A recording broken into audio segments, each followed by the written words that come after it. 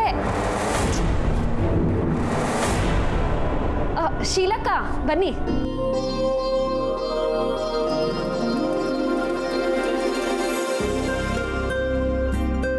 ಸತ್ಯ, ನಿಮ್ಮ ಅಮ್ಮನಿಗೆ ಸೀರೆಗೆ ಫಾಲ್ಸ್ ಹಾಕಕ್ಕೆ ಕೊಟ್ಟಿದ್ದೆ, ಅದಾಗಿದೆಯಾ ಒಂದು ಸ್ವಲ್ಪ ನೋಡ್ತೀಯಾ? ಹಾಂ, ನೋಡ್ತೀನಿ. ಇದಕ್ಕ ಯಾವುದು ನಿಮ್ಮ ಸೀರೆ? ಅದ್ಯಾವುದು ಅಲ್ಲ. ಸರಿ, ಒಳಗಡೆ ಇಟ್ಟಿದಾರ ನೋಡ್ತೀನಿ. ಹಾಂ,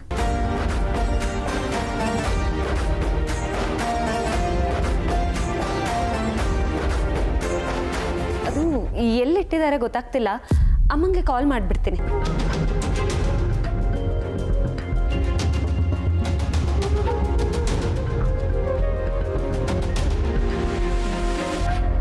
ಅಮ್ಮ, ಶೀಲಕ್ಕ ಬಂದಿದ್ರು. ಅವರು ಫಾಲ್ಸ್ ಹಾಕಕ್ಕೆ ಅಂತ ಸೀರೆ ಕೊಟ್ಟಿದ್ರಂತೆ. ಸರಿಮ್ಮ, ಅದು ಆಗಿಲ್ವಂತಕ್ಕ, ನಾಳೆ ಕೊಡ್ತಾರಂತೆ. ಅಯ್ಯೋ, ಸ್ವಲ್ಪ ಅರ್ಜೆಂಟ್ ಇತ್ತಲ್ಲಮ್ಮ. ಸರಿ ಬಿಡು. ಈ ಸೀರೆ ಯಾರು ಕೊಟ್ಟಿರೋದು? ಯಾರಾದರೂ ಫಾಲ್ಸ್ ಹಾಕಕ್ಕೆ ಕೊಟ್ಟಿದ್ದಾರಾ ಅಥವಾ ನಿಂದೇನಾ? ಅಯ್ಯಯ್ಯೋ, ನಂದಲ್ಲ, ನಮ್ಮ ಅಕ್ಕಂದು. ಅವಳು ಮದುವೆ ಆಗೋ ಹುಡುಗನ ಮುಂದೆ ಚೆನ್ನಾಗಿ ಕಾಣಿಸ್ಬೇಕು ಅಂತ ಆಸೆ, ಅದಕ್ಕೆ ಹಠ ಮಾಡಿ ತರಿಸ್ಕೊಂಡ್ಲು. ಯಾರಿಗೆ ತಾನೇ ಸೀರೆ ಅಂದರೆ ಆಸೆ ಇರಲ್ಲ ಹೇಳು? ಅದರಲ್ಲೂ ಹೆಣ್ಣು ಸೀರೆ ಉಟ್ರೆ ಅವಳಂದ 10 ಪಟ್ಟು ಜಾಸ್ತಿ ಆಗುತ್ತೆ. ಅವಳಿಗೆ ಗೌರವ ಕೊಡಬೇಕು ಅಂತ ಅನಿಸುತ್ತೆ. ಅದೇ ಸೀರೆಗಿರೋ ಸ್ಪೆಷಾಲಿಟಿ. ಕರೆಕ್ಟು ಶೀಲಕ್ಕ. ಆದರೆ ನನಗೆ ಯಾಕೋ ಈ ಸೀರೆ ಬಗ್ಗೆ ಆಸೆನೂ ಬರಲಿಲ್ಲ, ಆಸಕ್ತಿನೂ ಬರಲಿಲ್ಲ. ನಿನಗೆ ಯಾಕೆ ಇನ್ನೂ ಆಸೆ ಬಂದಿಲ್ಲ ಗೊತ್ತಾ? ನಿನ್ನಂದ ನೋಡಿ ಮೆಚ್ಕೊಳ್ಳೋ ಅಂಥ ಹುಡುಗ ಇನ್ನೂ ಸಿಕ್ಕಿಲ್ಲ, ಅದಕ್ಕೆ.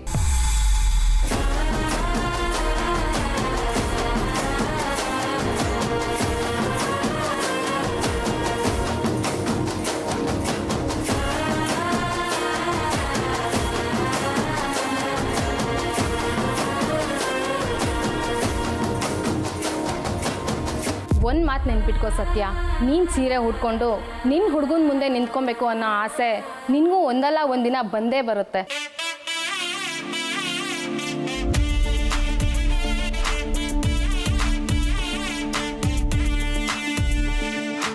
ಸರಿ ಸತ್ಯ, ನಾನಿನ್ನು ನಾಳೆ ಬರ್ತೀನಿ. ಏನಿದು? ನೀನೇ ತೆಗೆದು ನೋಡು ಸತ್ಯ, ಗೊತ್ತಾಗುತ್ತೆ.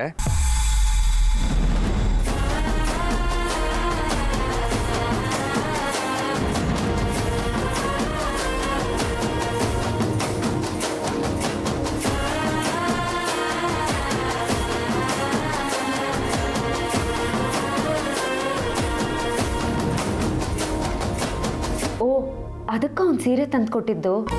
ಛೇ, ಪೆದ್ದಿ ನಾನು. ಇಷ್ಟು ದಿನ ಬೇಕಾ ಅರ್ಥ ಮಾಡ್ಕೊಳ್ಳೋಕ್ಕೆ? ಯಾವುದಕ್ಕೂ ನಾನು ಒಂದ್ಸರಿ ಸೀರೆ ಉಟ್ಕೊಂಡು ನೋಡ್ಲಾ?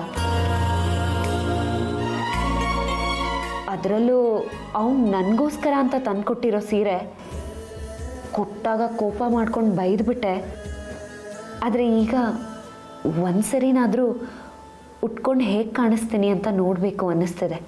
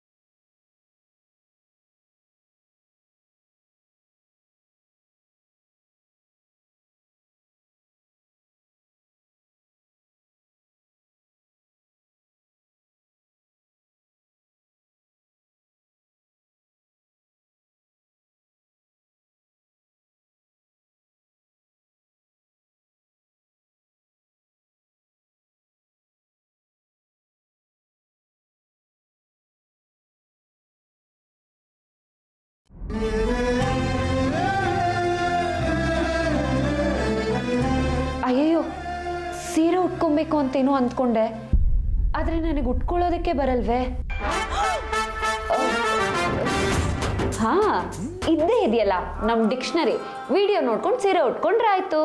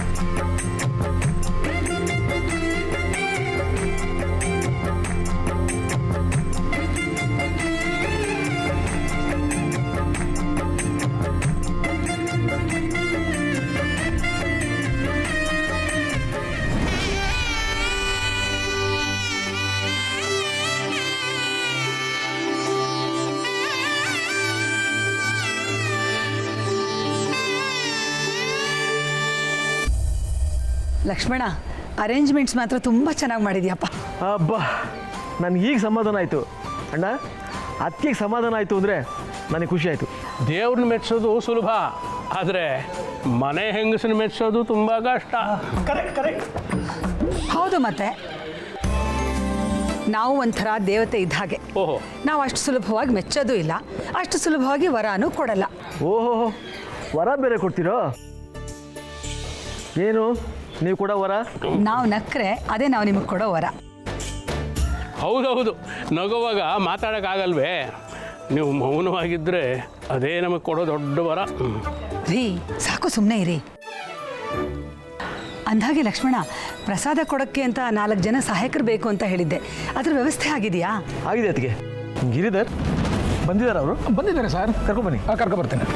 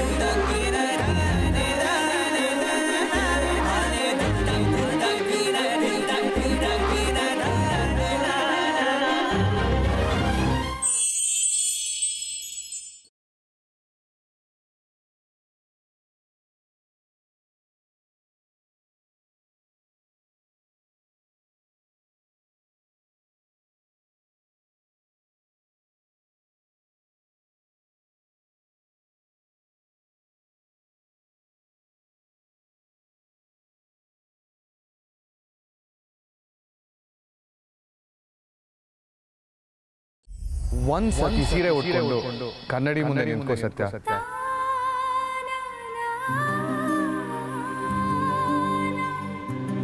ನಿನ್ಗೆ ಅರ್ಥ ಆಗುತ್ತೆ ಸೀರೆಗಿರೋ ಮ್ಯಾಜಿಕ್ ಏನು ಅಂತ.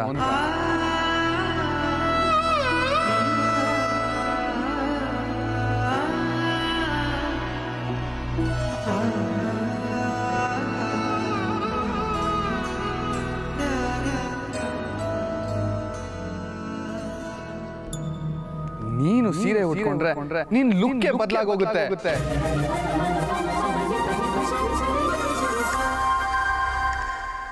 ನಿನ್ ಕಣ್ಣಲ್ಲಿ ಒಂದು ಹೊಳಪು.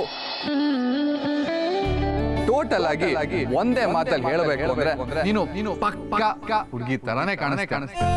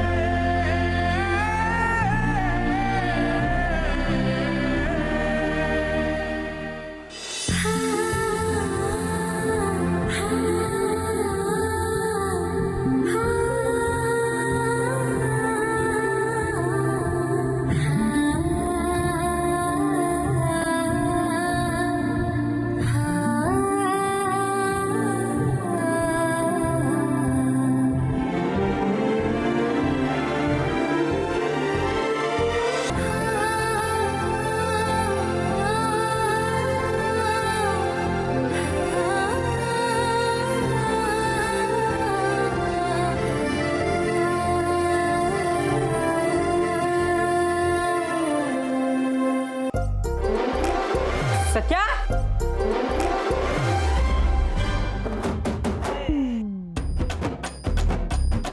ಸತ್ಯ ಸತ್ಯ ಸತ್ಯ ಸತ್ಯ ಸತ್ಯ ಏ ಸತ್ಯ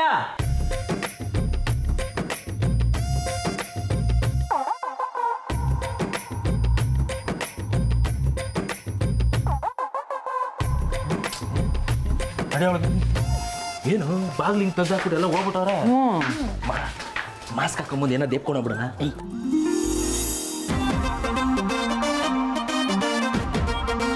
ಸತ್ಯ ಸತ್ಯ ರೂಮಲ್ಲಿ ಇದ್ದೀನಿ ಕಣ್ರು. ಸತ್ಯ ಟೈಮ್ 10 ಗಂಟೆ ಆಯ್ತು, ಪ್ರಪೋಸ್ ಮಾಡ್ಬೇಕು. ಅದನ್ನ ಬಿಟ್ಟು ರೂಮಲ್ಲಿ ಏನ್ ಮಾಡ್ತಿದ್ಯಾ? ಅದು ರೂಮ್ ಕ್ಲೀನ್ ಮಾಡ್ತಾ ಇದ್ದೀನಿ ಕಣ್ರು. ಏನು ನೀನು ಕ್ಲೀನಾ? ಹ್ಞೂ ಕಣ್ರು. ಅಮ್ಮ ರೂಮ್ ಕ್ಲೀನ್ ಮಾಡು ಅಂದ್ರು, ಅದಕ್ಕೆ ರೂಮ್ ಕ್ಲೀನ್ ಮಾಡ್ತಾ ಇದ್ದೀನಿ. ನೀವು ಗ್ಯಾರೇಜ್ಗೆ ಹೋಗ್ರು. ಹೇ ನೀನೊಬ್ಳೆ ಕ್ಲೀನ್ ಮಾಡ್ರೆ ಇವತ್ತಲ್ಲ ಆಗುತ್ತೆ. 4 ಜನ ಸೇರಿದ್ರೆ ಬೇಗ ಕ್ಲೀನ್ ಆಗುತ್ತೆ. ಬಾಗಿಲು ತೆಗಿ. ಬೇಡ ಕಣ್ರು, ಇಲ್ಲಿ ಸಿಕ್ಕಾಪಟ್ಟೆ ಧೂಳಿದೆ, ಅದಕ್ಕೆ ನಾನೇ ಮಾಡ್ಕೋತೀನಿ. ಸತ್ಯ ಧೂಳು ಸಿಕ್ಕಾಪಟ್ಟೆ ಇದೆ ಅನ್ಸುತ್ತೆ. ಎಲ್ಲಿ ಬಾಗ್ಲು ತೆಗಿ, ನಾವು ಕ್ಲೀನ್ ಮಾಡ್ತೀವಿ. ಏಯ್ ಬೇಡ ಕಣ್ರು, ನಾನೇ ಮಾಡ್ಕೋತೀನಿ, ನೀವು ಹೋಗ್ರು. ಇವಾಗ ನೀನ್ ಬರ್ತೀಯ ಇಲ್ಲ ನಾವೇ ಬರ್ಬೇಕಾ? ಮಟ್ಟೆ ಬಾಗ್ಲು ಹೊಡ್ದಾಕೋ.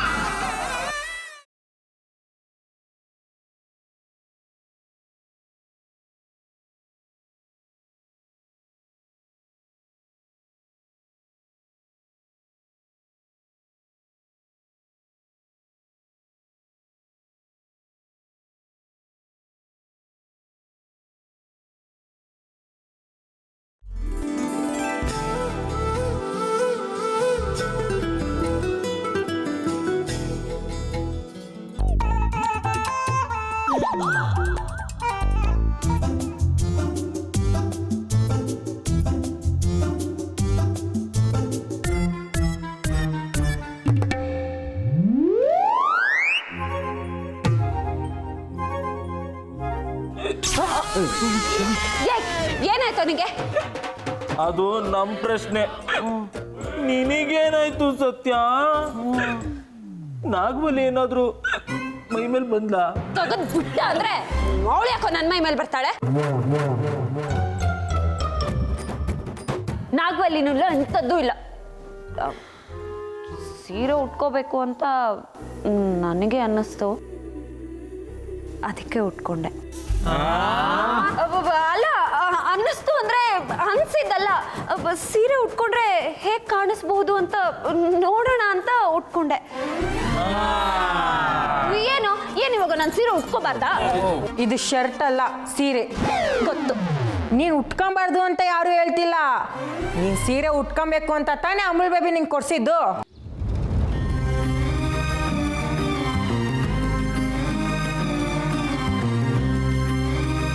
ಆಗ ಎಲ್ಲರ ಮೇಲೂ ಕೋಪ ಮಾಡಿಕೊಂಡು ಸೀರೆ ಎಲ್ಲ ನಮ್ಗೆ ಸೂಟ್ ಆಗಲ್ಲ ಅಂತ ಯಾರೋ ಹಾರಾಡ್ತಿದ್ರು. ಅದು ಆಗ ಕಂಡ್ರೋ. ಆಗ್ಲಿಗೂ ಈಗ್ಲಿಗೂ ಏನು ವ್ಯತ್ಯಾಸ? ಆಗಿನ್ನೂ ನನಗೆ ದಿಂಗ ಆಗಿರ್ಲಿಲ್ಲ.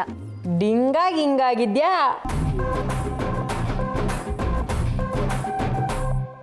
ನೋಡ್ರೋ ನೋಡಿ ನಮ್ಮ ಗಂಡ್ಬೀರಿ ಸತ್ಯ ಹೆಣ್ಣಾಗಿ ಹೇಗೆ ಬದಲಾಗ್ತಿದ್ದಾಳೆ ಅಂತ ನೀವೇ ನೋಡಿ. ಹೆಂಗಿದೆ ಬೈಗೆ ಬಿಟ್ಟು ಅಂದ್ರೆ ಏನು ಸತ್ಯ, ನಿನ್ನೊಳಗು ನಮ್ಮ ಸಂಸ್ಕೃತಿ, ನಮ್ಮ ಸಂಪ್ರದಾಯನ, ನಮ್ಮ ಸೀರೆನ ಇಷ್ಟಪಡೋವಂಥ ಹುಡುಗಿ ಇದ್ದಾಳೆ ಅಂತ ಪ್ರೂವ್ ಆಗೋಯ್ತು. ನಿಜ ಕಂಡ್ರು, ಒಂದು ಹೆಣ್ಣು ತಾನು ಇಷ್ಟಪಡೋ ಯಾವುದೇ ಬಟ್ಟೆ ಹಾಕಿದ್ರು ಅದು ಅವಳ ಸ್ವಾತಂತ್ರ್ಯ. ಆದರೆ ಅವಳು ಸೀರೆ ಉಟ್ಟಾಗ ಅವಳಲ್ಲಿ ಕಾಣೋ ಕಳೆನೇ ಬೇರೆ, ಅದೇನೋ ಹೊಳಪು. ಇವತ್ತು ಮೊದಲನೇ ಸತಿ ನನಗೆ ಅನುಭವ ಆಗ್ತಿದೆ.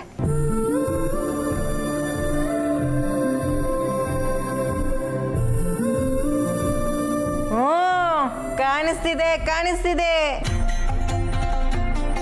ಹುಡುಗ ಸಿಕ್ಕಿದ್ದಾಯ್ತು, ಡಿಂಗ್ ಆಗಿದ್ದು ಆಯ್ತು, ಪ್ರಪೋಸ್ ಮಾಡೋಕ್ಕೆ ಪ್ರಾಕ್ಟೀಸ್ ಮಾಡು ಆಯ್ತು. ಈಗ ಸೀರೆನೂ ಉಟ್ಟಾಯ್ತು. ಇದ್ರ ಜೊತೆಗೆ ಒಂದು ಫೋಟೋ ಶೂಟ್ ಆಗೋದ್ರೆ ಚೆನ್ನಾಗಿರುತ್ತಲ್ವಾ? ಸತ್ಯ, ಇದೇ ಖುಷಿಗೆ ಒಂದು ಫೋಟೋ ಶೂಟ್ ಮಾಡ್ಬಿಡೋಣ. ಫೋಟೋ ಶೂಟಾ?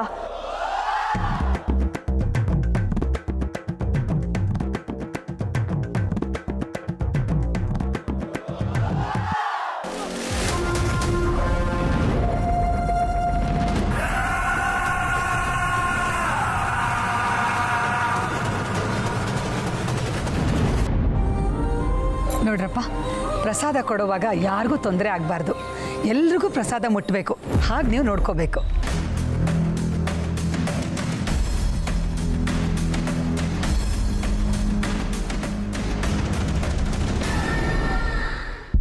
ಎಲ್ಲ ವ್ಯವಸ್ಥೆ ತುಂಬ ಚೆನ್ನಾಗಿ ಮಾಡಿದೆಯಾ ಲಕ್ಷ್ಮಣ. ಅರ್ಚಕರಲ್ಲಿ ಅದೇ ಅದಕ್ಕೆ ಪೂಜೆಗೆ ಸಿದ್ಧತೆ ಮಾಡ್ಕೋತಾ ಇದ್ದಾರೆ. ಹೌದಾ? ಸರಿ. ಆಮೇಲೆ ಲಕ್ಷ್ಮಣ, ಗುರುಗಳು ಬೇರೆ ಬರ್ತಾ ಇದ್ದಾರಪ್ಪ. ಅವ್ರ ಸತ್ಕಾರಕ್ಕೆಲ್ಲ ವ್ಯವಸ್ಥೆ ಆಗಿದೆ ತಾನೇ? ಅಣ್ಣ, ನೀನು ಚಿಂತೆನೇ ಮಾಡಬೇಡ, ಎಲ್ಲದಕ್ಕೂ ರೆಡಿ ಇದೆ. ಗಿರಿಧರ್ ಸರ್, ಅವ್ರ ಕೆಲಸ ನೋಡ್ಕೊಳಕ್ಕೆ ಹೇಳಿ. ಓಕೆ ಲಕ್ಷ್ಮಣ.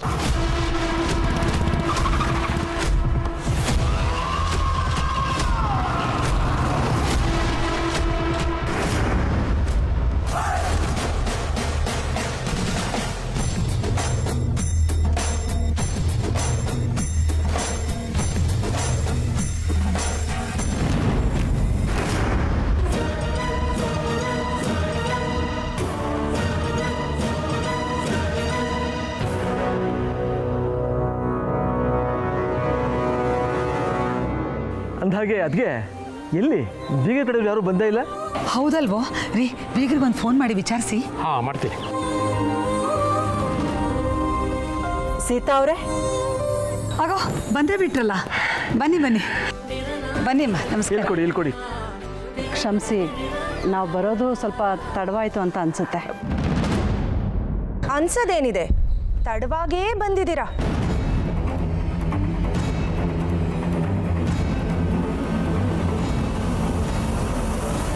ಕೀರ್ತನ, ರೂಮಲ್ಲಿರೋ ಪೂಜೆ ಸಾಮಗ್ರಿಗಳನ್ನ ಹರಿಮಾಣದಲ್ಲಿಡು. ಹೋಗು.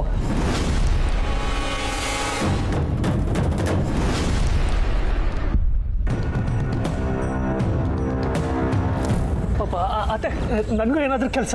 ಅವಳಿಗೆ ಹೇಳಿರೋ ಕೆಲಸ ಇಲ್ಲ, ನೀನು ತಾನೇ ಮಾಡೋದು. ಹೋಗೋಳು ಹಿಂದೆ. ಅದು ನಿಜನೇ. Darling meet coming.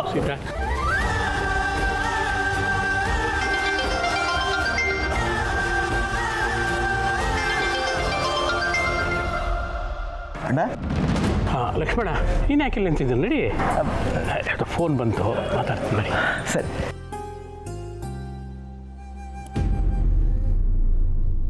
ಹಾಂ ಹೇಳಮ್ಮ. ಸರ್ ಒಂದು ಟೆಸ್ಟ್ ಮಾಡಬೇಕು, ಎಮರ್ಜೆನ್ಸಿ, ಇವತ್ತೇ ಬರಬೇಕಿತ್ತು. ಅಯ್ಯೋಯ್ಯೋ ಇವತ್ತಾ? ಖಂಡಿತ ಆಗೋದಿಲ್ಲಮ್ಮ, ನನಗೆ ಬಹಳ ಇಂಪಾರ್ಟೆಂಟ್ ಕೆಲಸ ಇದೆ. ಹ್ಞೂ ಸರ್, ಆ ಟೆಸ್ಟ್ ತುಂಬ ಇಂಪಾರ್ಟೆಂಟ್ ಇದೆ, ಅದಕ್ಕೆ ಇವತ್ತು ಬರಲೇಬೇಕು. ಇಲ್ಲಮ್ಮ ನಾಳೆ ಬರ್ತೀನಿ, ಮುಕುಂದನಿಗೆ ಹೇಳಿಬಿಡಿ. ಸರಿ ಸರ್.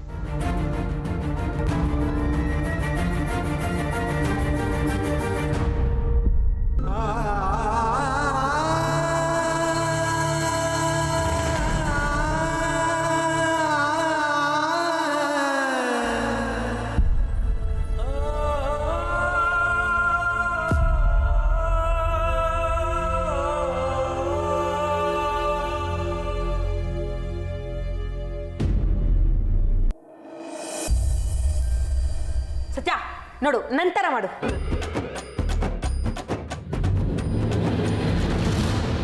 ಸತ್ಯ ಹುಡುಗನ ಥರ ಅಲ್ಲ ಸತ್ಯ, ಹುಡುಗಿ ಥರ ನಿಂತ್ಕೋ. ಒಂದು ಸ್ವಲ್ಪ ನಯ, ನಾಜುಕು, ನಾಚಿಕೆ ಎಲ್ಲ ಇರಬೇಕು ಸತ್ಯ. ಎಲ್ಲಿ ಕುತ್ಗೆನಾ ಸ್ವಲ್ಪ ಕೆಳಗೆ ಮಾಡ. ಅಷ್ಟಲ್ಲ ಚೂರ್ ಮೇಲೆ. ಪರ್ಫೆಕ್ಟು. ಎಲ್ಲಿ ನಗು. ಈಗ ಇದೇ ಸ್ಮೈಲಲ್ಲಿ ಕೆಳಗಿಂದ ಕುತ್ಕೆನ ಮೇಲೆತ್ತು.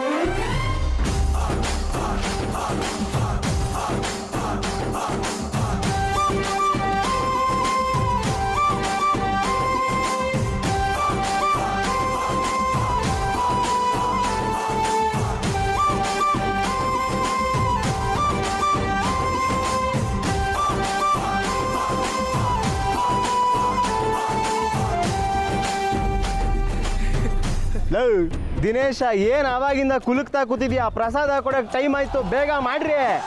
ನಾನು ಒಂದೊಂದೇ ಬಕೆಟ್ ಇಡಿಸ್ತಾ ಇರ್ತೀನಿ, ಬನ್ರಿ. ಏಯ್ ಬಾಲ, ವಾ ಮೇಡಮ್, ಪ್ರಸಾದ ಬೇಕಾ? ನಾನೇ ಬಂದು ಕೊಡ್ತಿದ್ನಲ್ಲ, ಹೊಟ್ಟೆ ಸ್ವಾ. ಪ್ರಸಾದನ ಏನು ಬಲ ಇದು? ಅದೇನೋ ಪ್ಲ್ಯಾನ್ ಎಲ್ಲ ಮಾಡ್ತೀನಿ ಅಂತ ಹೇಳಿ ಈಗ ಪ್ರಸಾದ ಕೊಡ್ತಿದ್ದೆ. ಅದ್ರ ಅರ್ಥ ನಾನು ಮಾಡಿರೋ ಪರ್ಫೆಕ್ಟ್ ಪ್ಲ್ಯಾನ್ಗೆ ಪಕ್ಕಾ ಪ್ರಸಾದ ಸಿಗುತ್ತೆ ಅಂತ. ಏನು ನೀನು ಮಾಡಿರೋ ಪ್ಲಾನು? ಹೇಳು ಬಾಲ. ಮೇಡಮ್, ಪದೇ ಪದೇ ಬಾಲ ಬಾಲ ಅಂತ ಕರೆದು ನಿಮ್ಮ ತಲೆ ಮೇಲೆ ನೀವೇ ಚಪ್ಪಡಿ ಕಲ್ಲು ಹೇಳ್ಕೊಂಡ್ಬಿಡ್ಬೇಡಿ. ನಾನಿವತ್ತು ಬಾಲಾಗ ಬಂದಿಲ್ಲ, ದೇವ್ರ ಕಾರ್ಯಕ್ಕೆ ಸಹಾಯ ಮಾಡೋ ಗೋಪಾಲ್ನಾಗ ಬಂದಿದ್ದೀನಿ. ನಿಮ್ಮಮ್ಮ ಸೆಲೆಕ್ಟ್ ಮಾಡಿರೋ 4 ಜನ ಹುಡುಗರಲ್ಲಿ ನಾನೇ ಹೆಡ್ಡು. ಸ್ಟಾಪ್ ಇಟ್ ಬಾಲ, ತಮಾಷೆ ಮಾಡೋ ಹೊತ್ತಲ್ಲ ಇದು. ಮೊದಲು ನಿನ್ನ ಪ್ಲಾನ್ ಏನು ಅನ್ನೋದನ್ನ ಹೇಳು. ದೊಡ್ಡದಾಗ ಅದ್ ಮಾಡ್ತೀನಿ ಇದ್ ಮಾಡ್ತೀನಿ ಅಂತ ನಮ್ಮ ಹತ್ರ ದುಡ್ಡು ಕಿತ್ಕೊಂಡು ಈಗ ಪುಡುಗಸನ ಹಸಗೆ ಪ್ರಸಾದ ಹಂಚಕ್ ಬಂದಿದ್ಯಾ? ನೋಡಿ, ಇಲ್ಲೇ ನೀವು ನನ್ನ ಬಗ್ಗೆ ತಪ್ಪಾಗಿ ತಿಳ್ಕೊಂಡಿರೋದು.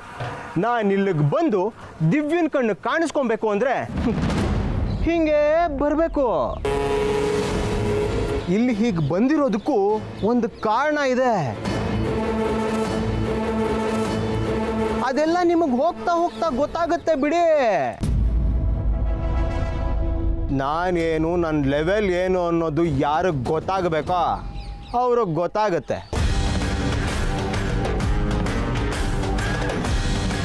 ನೀವು ಕೊಟ್ಟಿರೋ ದುಡ್ಡನ್ನ ಸರಿಯಾದ ರೀತಿಲೇ ಖರ್ಚು ಮಾಡಿದ್ದೀನಿ. ಮೇಡಮ್, ಒಂದು ಮಾತು ನೆನ್ಪಿಟ್ಕೊಳ್ಳಿ, ನಾವು ಕೌಂಟ್ರ್ ಕೊಡ್ತಿರೋದು ದಿವ್ಯನ್ಗೆ. ಅದು ಕ್ರಿಮಿನಲ್ ತಲೆ. ದಿವ್ಯನ್ಗಿಂತ ಒಂದು ಹೆಜ್ಜೆ ಮುಂದೆ ಹೋಗಿ ಕೆಲಸ ಮಾಡಲಿಲ್ಲ ಅಂದರೆ ನಮಗಿಲ್ಲೇನೂ ಗಿಟ್ಟಲ್ಲ. Correct darling, correct. ಆ ದಿವ್ಯನ ದಿಕ್ಕು ತಪ್ಪಿಸ್ಬೇಕು ಅಂದರೆ ಇವನ್ ಥರ ಬೇರೆ ದಿಕ್ಕಲ್ಲೇ ಯೋಚನೆ ಮಾಡಬೇಕು. ಅಪ್ಪ, ಅಣ್ಣಂಗೆ ಇವಾಗ ತಲೆಗೆ ಹೋಯ್ತು. ಇನ್ನು ಸ್ವಲ್ಪ ಹೊತ್ತಲ್ಲೇ ನಾನು ಯಾವ ದಿಕ್ಕಲ್ಲಿ ಪ್ಲ್ಯಾನ್ ಮಾಡಿದ್ದೀನಿ, ಆ ಪ್ಲ್ಯಾನ್ ಹೇಗೆ ಕ್ಲಿಕ್ ಆಗುತ್ತೆ, ದಿವ್ಯಾ ಹೇಗೆ ದಿಕ್ಕಾಪಾಲಾಗ್ತಾಳೆ ಅನ್ನೋದನ್ನ ನೀವೇ ನೋಡೋರಂತೆ. ಅಖಾಡಕ್ಕೆ ಇಳ್ದಾಗಿದೆ, ಇನ್ನಾಟ ಶುರುವಾಗೋದೊಂದೇ ಬಾಕಿ. ನೀವು ಹೋಗಿ ಆರಾಮಾಗಿ ಕೂತ್ಕೊಳ್ಳಿ, ಆರಾಮಾಗಿ ಕೂತ್ಕೊಂಡು ಆಟ ನೋಡಿ. ಈ ಸಲ ಕಪ್ ನಮ್ದೆ. ಬಾಲ ಬಾಲ ಅಲ್ಲ ಡರ್ಲಿಂಗು, ಗೋಪಾಲ. ಮಿಸ್ಟರ್ ಗೋಪಾಲ, ಪ್ರಸಾದ್ ತೊಗೊಂಡ್ಬನ್ನಿ. ಬಾ ಡರ್ಲಿಂಗು.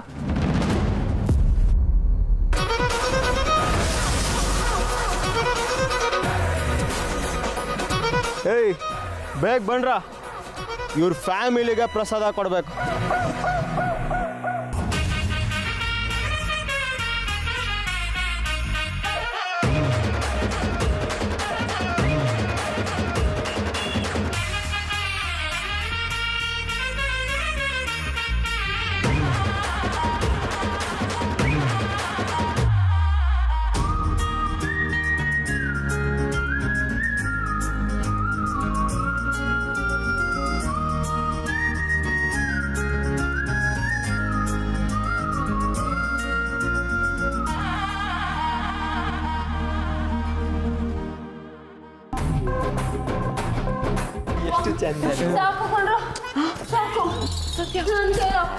ಸತ್ಯ, ಪ್ರಪೋಸ್ ಮಾಡಕ್ಕಷ್ಟೇ ಪ್ರಾಕ್ಟೀಸ್ ಮಾಡಿದ್ರೆ ಸಾಲದು, ಮದ್ವೆಲಿ ಪೋಸ್ ಕೊಡೋಕ್ಕೂ ಪ್ರಾಕ್ಟೀಸ್ ಮಾಡ್ಕೋಬೇಕು. ಇನ್ನೇನು ಮದ್ವೆ ಆಗೋ ದಿನ ದೂರ ಇಲ್ವಲ್ಲ. ಆದ್ರೂ ಇಲ್ಲ ಗೀದ್ರೂ ಇಲ್ಲ, ಒಬ್ರೊಬ್ಬಕ್ಕೆ ಸೀರೆ ಉಟ್ಕೊಂಡಿದ್ಯಾ, ಇಷ್ಟಾದ್ರೂ ಮಾಡದೇ ಇರೋಕ್ಕಾಗತ್ತಾ? ಆಹಾ, ನೀನ್ ಸೀರೆ ಉಟ್ಕೊಂಡಿರೋದು ಆ ಅಮೂಲ್ ಬೇಬಿ ನೋಡ್ಬಿಟ್ರೆ ಕಳ್ದೋಗ್ಬಿಡ್ತಾನೆ. ಕಾಕ್ರೋಚ್.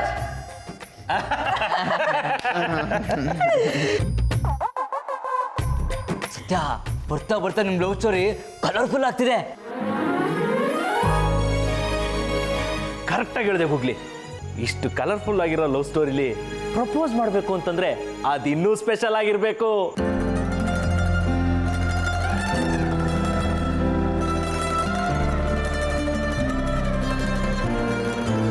ಆಗ್ಲೇ ಪ್ರಾಕ್ಟೀಸ್ ಮಾಡಿದ್ನಲ್ರೋ. ಅದ್ರ ಜೊತೆಗೆ ಇನ್ನೂ ಏನಾದ್ರೂ ಬೇಕು ಸತ್ಯ? ಇನ್ನು ಏನ್ರು ಬೇಕು?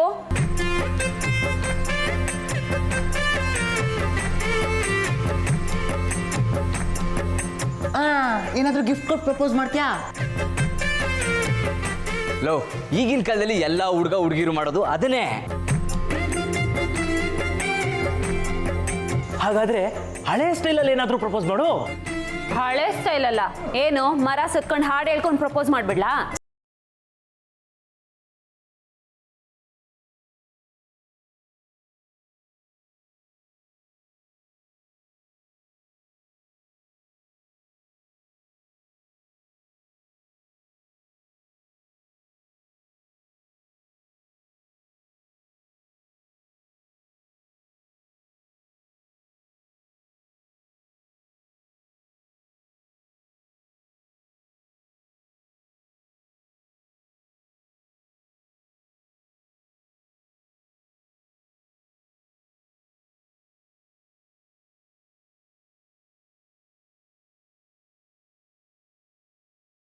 ಹೇಳ್ದೆ ಅಷ್ಟೆ.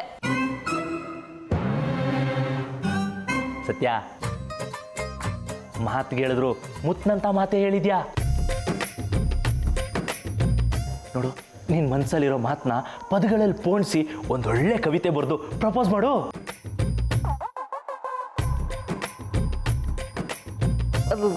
ಏಯ್, ನಿಂಗೇನ್ ತಲೆ ಕೆಟ್ಟಿದ್ಯಾ? ನಾನು ಕವಿತೆ ಬರೆಯೋದ? ಈ ಕವಿತೆ ಗಿವಿತೆ ಎಲ್ಲ ಬರೆಯೋದಕ್ಕೆ ನನ್ನ ಕೈಲಾಗಲ್ಲ. ಬೇಕಿದ್ರೆ ಮಾಸ್ ಡೈಲಾಗ್ ಹೊಡಿಯೋಕೆ ಹೇಳು, 4 ಹೊಡೆದ್ಬಿಡ್ತೀನಿ.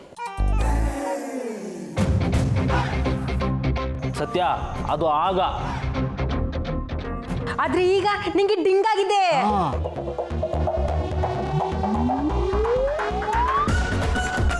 ಮನ್ಸಲ್ಲಿ ಪ್ರೀತಿ ಹುಟ್ಟಿದ್ರೆ ಅದ್ರ ಜೊತೆಗೆ ಒಬ್ಬ ಕವಿನೂ ಉಟ್ಕೋತಾನಂತೆ. ಕರೆಕ್ಟು ಸತ್ಯ, ಅವ್ನು ಹೇಳ್ತಿರೋದು ನಿಜ. ನಿನ್ನ ಮನ್ಸಲ್ಲಿ ಏನಿದೆಯೋ ಅದನ್ನ ಕವಿತೆ ರೂಪದಲ್ಲಿ ಬರಿತಾ ಹೋಗು.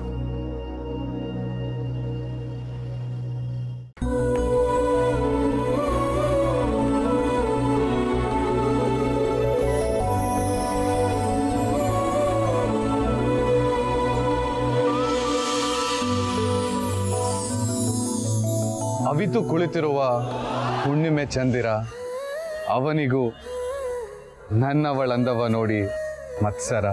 ಆದರೂ ಅವಳು ಹೇಗಿರಬಹುದೆಂದು ನೋಡುವ ಕಾತುರ. ಇಣುಕಿ ನೋಡಿದರೆ ಅವಳ ನಗೆ ಬೆಳದಿಂಗಳಿಗಿಂತಲೂ ಸುಂದರ. ಚಂದ್ರಮ್ಮನನ್ನು ನಾಚಿಸುವ ಚೆಲುವು ಅವಳದು. ಅದಕ್ಕೂ ಮೀರಿಸಿದ ಒಲವು ನನ್ನದನ್ನದು.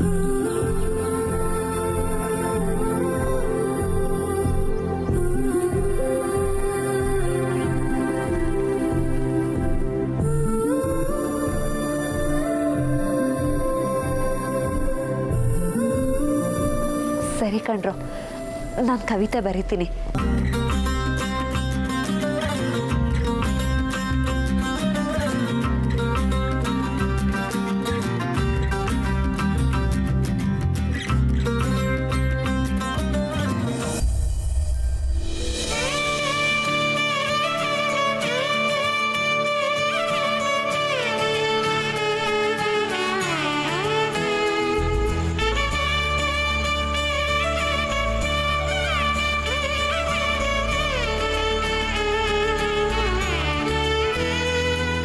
ಪೂಜೆಗೆ ಎಷ್ಟೊಂದು ಜೋರಾಗಿ ಅಲಂಕಾರ ಮಾಡಿದ್ರಲ್ವೇನೆ ನಿಮ್ಮ ಅತ್ತೆ ಮನೆಯವರು? ಅದಕ್ಕೆ ಹೇಳಿದ್ದು ಇಂಥ ಪೂಜೆಗೆ ಕಾಸ್ಟ್ಲಿ ಸೀರೆ ಬೇಕು ಅಂತ. ದೇವಸ್ಥಾನಕ್ಕೆ ಇಷ್ಟೆಲ್ಲ ಅಲಂಕಾರ ಮಾಡಿ ಅಷ್ಟು ಗ್ರ್ಯಾಂಡಾಗಿ ಪೂಜೆ ಮಾಡ್ತಿರ್ಬೇಕಾದ್ರೆ ನಾನು ಈ 3 ಕಾಸಿನ ಸೀರೆ ಉಟ್ಕೊಳಕ್ಕಾಗತ್ತಾ? ಆಯ್ತಾಯ್ತು, ನೀನೇನೋ ಸೀರೆ ಬೇಕು ಅಂತ ಹೇಳಿಬಿಟ್ಟೆ. ನೀನು ಇಷ್ಟಪಟ್ಟು ಸೀರೆನ ಕಷ್ಟಪಟ್ಟು ತಂದಿರೋದು ನಮ್ಮ ಸತ್ಯ ಅನ್ನೋದನ್ನು ಮರಿಬೇಡ. ಯಾವ ಕ್ರೆಡಿಟ್ಸು ನಾನು ತಗೊಳ್ಳೋ ಹಾಗೇ ಇಲ್ಲ. ಎಲ್ಲದರಲ್ಲೂ ಮೊಮ್ಮಗಳು ಸತ್ಯನ ತಂದ್ಬಿಡ್ತೀಯ. ಸತ್ಯ ಇಲ್ಲದೆ ಹೋಗಿದ್ದಿದ್ರೆ ಅಷ್ಟೇ ನಿನ್ನ ಕತೆ. ಏನು ಏನು ಏನಂತ ಹೇಳು.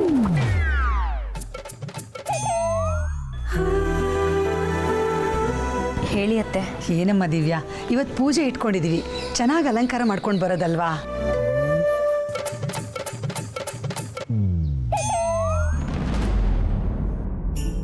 ನೀನು ಅಲಂಕಾರ ಮಾಡ್ಕೊಂಡ್ರೆ ಸಾಕ್ಷಾತ್ ಮಹಾಲಕ್ಷ್ಮಿ ಥರ ಕಾಣಿಸ್ತೀಯ. ಯಾಕೆ ಮಂಕಾಗಿದೆಯಾ? ಮನೆಯಿಂದ ಒಳ್ಳೆ ಸೀರೆ ಉಟ್ಕೊಂಬಂದ್ರೆ ಎಲ್ಲಿ ಸುಕ್ಕಾಗುತ್ತೆ ಅಂತ ಈ ಸೀರೆ ಉಟ್ಕೊಂಬಂದೆ ಅತ್ತೆ. ಇವಾಗ ಹೋಗಿ ರೆಡಿ ಆಗ್ತೀನಿ. ಇದಮ್ಮ ಬುದ್ಧಿವಂತಿಕೆ ಅಂದರೆ.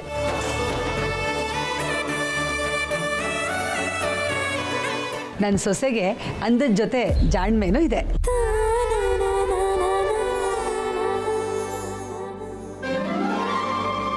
ಅಂದಕ್ಕೆ ತಕ್ಕ ಹಾಗೆ ಅಹಂಕಾರನೂ ಇದೆ. ಮೊದಲು ಅರ್ಶಿನ ಶಾಸ್ತ್ರ ಆಗುತ್ತೆ, ಆಮೇಲೆ ಪೂಜೆ. ಅರ್ಶಿನ ಶಾಸ್ತ್ರಕ್ಕೆ ಚೆನ್ನಾಗಿ ಅಲಂಕಾರ ಮಾಡಿಕೊಂಡು ಒಳ್ಳೆ ಸೀರೆ ಉಟ್ಕೊಂಡು ಬಂದುಬಿಡಮ್ಮ. ಸರಿ ಅತ್ತೆ. ನೀವು ಅಷ್ಟೇ ಬೇಗ ಬಂದುಬಿಡಿ ಅಮ್ಮ. ಹಲೋ, ಕೇಳಿಸ್ಕೊಂಡ್ಯಾ ನಮ್ಮ ಅತ್ತೆ ಹೇಳಿದ್ನಾ? ಅಂದಕ್ಕೆ ತಕ್ಕ ಹಾಗೆ ನನಗೆ ಜಾಣ್ಮೆನೂ ಇದೆಯಂತೆ. ಹೌದು ಹೌದು, ಸರಿಯಾಗಿ ಹೇಳಿದ್ದಾರೆ. ನಿನಗೆ ಅಂದನೂ ಇದೆ, ಅಹಂಕಾರನೂ ಇದೆ. ಅಜ್ಜಿ ಜಾಸ್ತಿ ಆಯ್ತು ನಿಂದು. ನೋಡು, ಬಂದ್ಯಾ? ಯಾಕೆ ಇಷ್ಟು ಬೇಗ ಬಂದೆ? ಪೂಜೆ ಆದಮೇಲೆ ಪ್ರಸಾದ ತೊಗೊಳಕ್ಕೆ ಬರಬೇಕಿತ್ತು. ಸಾರಿ ಕಣೆ, ಬಸ್ ಮಿಸ್ ಆಗೋಯ್ತು. ಇನ್ನು 10 ನಿಮಿಷದಲ್ಲಿ ರೆಡಿ ಮಾಡಿಬಿಡ್ತೀನಿ, ಆಯಿತಾ? ನನ್ನ ಹತ್ರ ಜಗಳ ಮಾಡಿ ಸಾಕು. ಹೋಗಿ ಸೀರೆ ಬದಲಾಯಿಸು. ಯಾವಾಗಲೂ ಸಮಯ ತಗೊಳ್ಳೋ ಹಾಗೆ ಇವಾಗ ತಗೋಬೇಡ. ಆಯ್ತಾಯ್ತು, ನಿನ್ನಷ್ಟೇನಿಲ್ಲ. ಅಮ್ಮ, ನಾನು ಹೋಗಿ ಬರ್ತೀನಿ. ಬಂದಿರೋದೇ ಲೇಟು. ತಗೋ, ಬ್ಯಾಗ್ ಇಟ್ಕೊಂಡು ಬಾ. ಚೆನ್ನಾಗಿ ರೆಡಿ ಮಾಡಿ ಅವಳನ್ನ. ಬಾ, ಕೇಳಿಸ್ಕೊಳ್ಳೋದೇ ಇಲ್ಲ. ಜಾನಕಿ, ನಾವು ದೇವಸ್ಥಾನ ಎಲ್ಲ ಸುತ್ತಾಕೊಂಡು ಬರೋಣವಾ? ಸರ್ ಬಾ, ಬನ್ನಿ.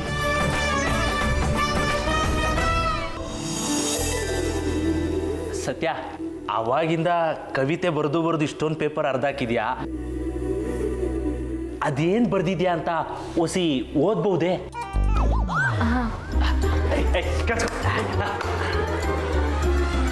ಅಮುಲ್ ಬೇಬಿ, ಈ ಜೀವ ನಿನಗಾಗಿ, ನಿನ್ನಿಂದಲೇ ನಮ್ಮ ಪ್ರೇಮ ಲೋಕ.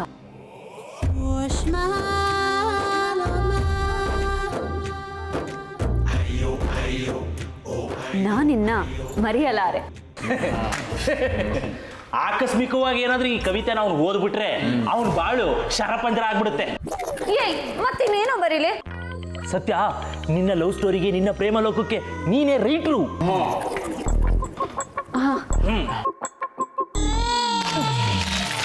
ಈಗ ಹೇಳ್ಕೊಂಡೇ ಬರೀತಿ.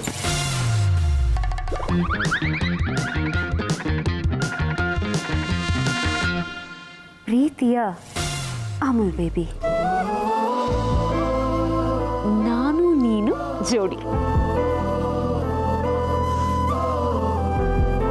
ನಮ್ಮಿಬ್ಬರ ಜೋಡಿ ಮೋಡಿ ಮಾಡಿ ನಾವಿಬ್ಬರು ಹಾಡು ಹಾಡಿ.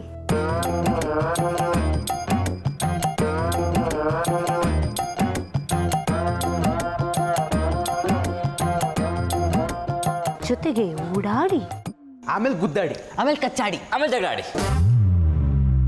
ಸತ್ಯ ವೈದಿಸ್ಕೊಲವೇ ರೆಡಿ. ನೋಡ್ ಸತ್ಯ, ನೀನು ಈ ಥರ ಯೋಚನೆ ಮಾಡಿ ಬರೆದ್ರೆ ಕವಿತೆನೇ ಬರೆಯೋಕ್ಕಾಗಲ್ಲ.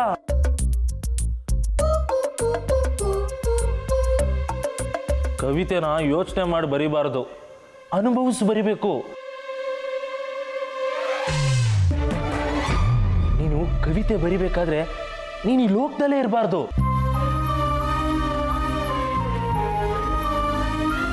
ನಿನ್ನ ಪ್ರೀತಿ ಪ್ರಪಂಚದಲ್ಲಿ ಅಮೂಲ್ ಬೇಬಿ ಎದುರುಗಡೆ ಕೂತ್ಕೊಂಡು ಅವನನ್ನೇ ಕಣ್ಣಲ್ಲಿ ತುಂಬಿಕೊಂಡು ನಿನ್ನ ಮನಸ್ಸಿಗೆ ಏನು ಅನಿಸುತ್ತೋ ಅದನ್ನು ಇಲ್ಲಿ ಬಟ್ಟಿ ಇಳಿಸ್ಬೇಕು.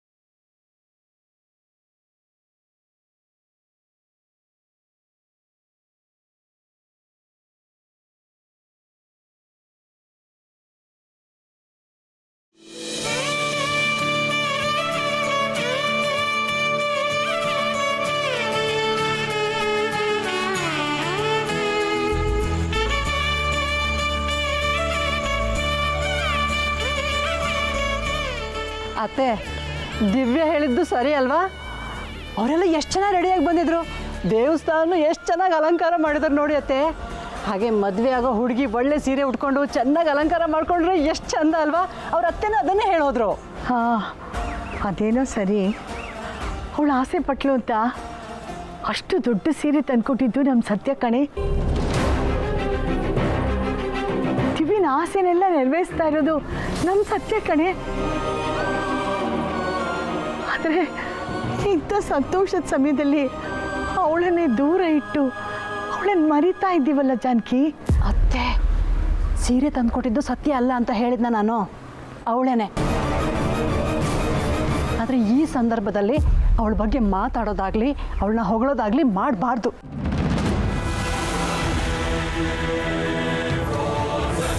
ಇದೇನು ಜಾನಕಿ ಹೀಗೆ ಮಾತಾಡ್ತಾ ಇದೀಯಾ? ಈ ದೇವರ ಸನ್ನಿಧಾನದಲ್ಲೂ ಆ ಮಗು ಬಗ್ಗೆ ಮಾತಾಡಬಾರ್ದ? ಅಂತ ತಪ್ಪೇನೇ ಮಾಡಿದಾಳೆ ಅವಳು? ಅವಳು ಹಾಗಿರೋದೇ ನಿಮಗೆಲ್ಲ ದೊಡ್ಡ ಅಪರಾಧ ಆಗಿದೆ. ಅಪರಾಧ ಮಾಡಿರೋದು ಅವಳಲ್ಲ ಅತ್ತೆ. ವಿಷಯನ ಮುಚ್ಚಿಟ್ಟು ನಾವು ಅಪರಾಧ ಮಾಡಿದ್ದೀವಿ. ಈ ವಿಷಯನ ಈಗ ಹೇಳೋ ಪರಿಸ್ಥಿತಿಲೂ ನಾವಿಲ್ಲ, ಅಂಥ ಸಂದರ್ಭನೂ ಇದಲ್ಲ. ಇರೋ ಸತ್ಯನ ಬೀಗ್ರ ಹತ್ರ ಹೇಳ್ಕೊಳ್ಳೋಕ್ಕೆ ಇದಕ್ಕಿಂತ ಒಳ್ಳೆ ಸಂದರ್ಭ ಇಲ್ಲ ಜಾನಕಿ. ದೇವರ ಸನ್ನಿಧಾನದಲ್ಲಿದ್ದೀವಿ, ಯಾಕೆ ಭಯ ಪಟ್ಕೋಬೇಕು? ಇರೋ ಸತ್ಯನ ರಾಮಚಂದ್ರ ರಾಯರ ಹತ್ರ ಹೇಳ್ಕೊಂಡು ಅವ್ರ ಕಾಲಿಗೆ ಬಿದ್ದು ಕ್ಷಮೆ ಕೇಳ್ಕೊಂಡ್ಬಿಡೋಣ. ದೇವ್ರಂಥ ಮನುಷ್ಯ ಕಣೆ, ಅವ್ರು ನಮ್ಮನ್ನು ಕ್ಷಮಿಸದೇ ಇರ್ತಾರಾ? ಏನು ಹೇಳ್ತಿದ್ದೀರ ಅತ್ತೆ? ಸತ್ಯನ ವಿಷಯನ ಬೇಗ್ರಿಗೆ ಹೇಳೋದ? ಅದು ಈಗ ಇಲ್ಲಿ? ಹೌದು.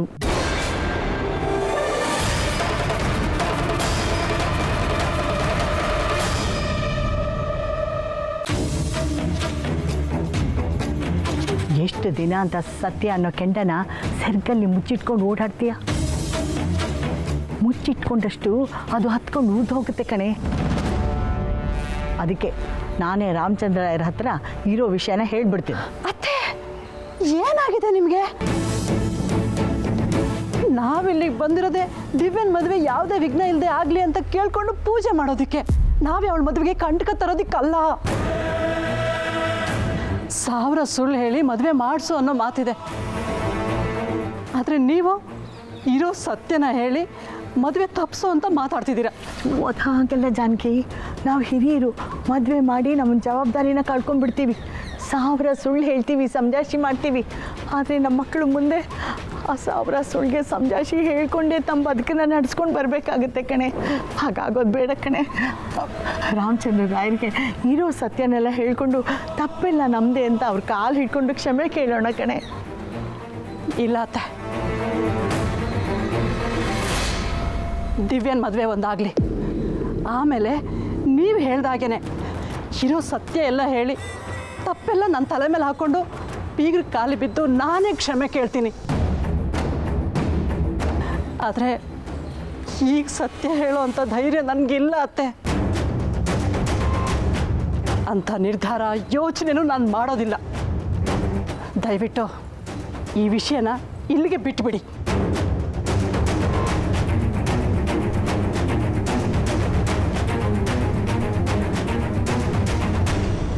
ಇವಳಿಗೆ ಹೇಗೆ ಅರ್ಥ ಮಾಡಿಸ್ಲಿ?